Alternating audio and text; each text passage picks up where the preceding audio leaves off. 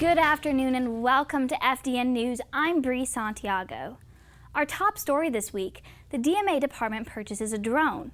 The unmanned aircraft is meant to broaden the film department's shooting opportunities, but it's a controversial piece of equipment. According to pilot Jim MADSEN, drones are still considered unregulated and have been known to come within feet of colliding with aircrafts. We sent FDN reporter JONATHON to get both sides of the story. Drones have been a part of national and international news for quite some time now.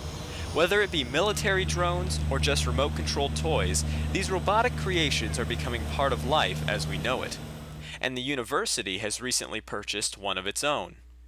The Digital Media Arts Department owns the Parrot AR 2.0 drone and is looking forward to using it to capture specialized video footage. Drones are everywhere. They're being used in all areas of film and media production, corporate media. Though the drone is an exciting addition to the film program, the students and faculty understand that it will take time to effectively and safely put it to use.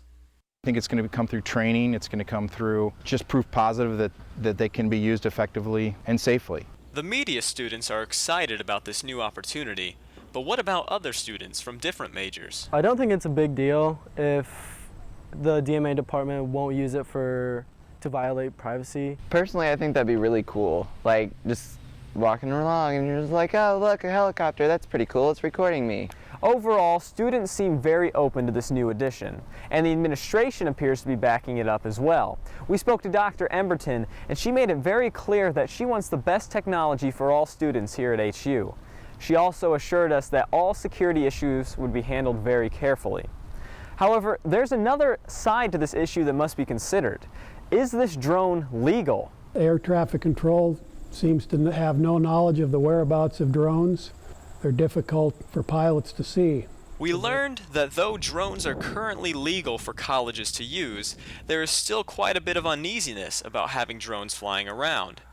Due to the concern over this issue, Congress has mandated the FAA create regulations for drone usage. The problem with the FAA is that they're historically very slow and they react instead of being proactive. So though it appears the decision on this drone won't happen overnight, prepare yourself to see a little flying helicopter around campus in the future. I'm Jonathan Kane, FDN News.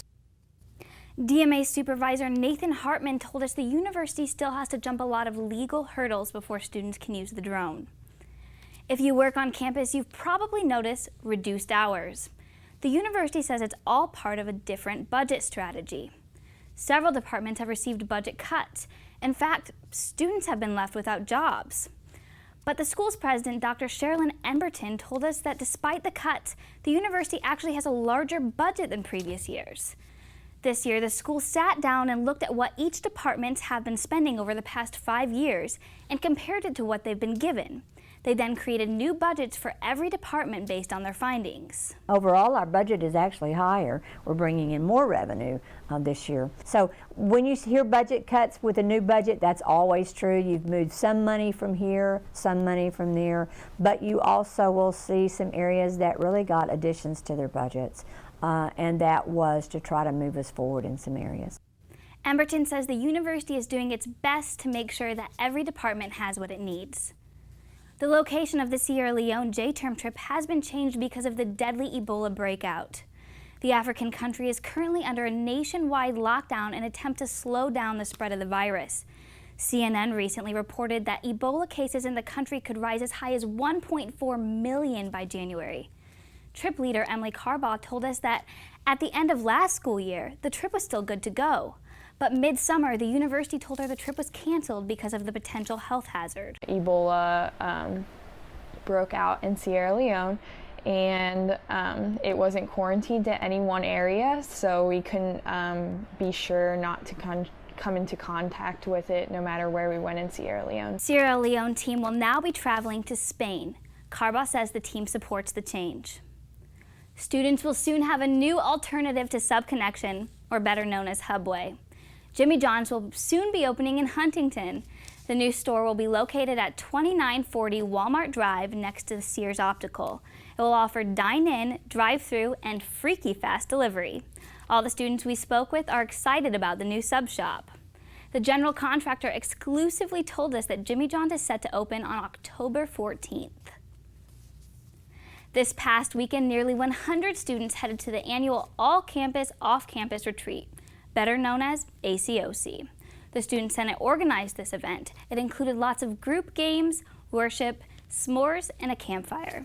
This year's guest speaker was the new academic dean, Michael Wanis. Wanis led a Bible study based on the parable of the sower. ACOC's focus is to strengthen the HU community. Well, that's all we have for you in this installment of FDN News.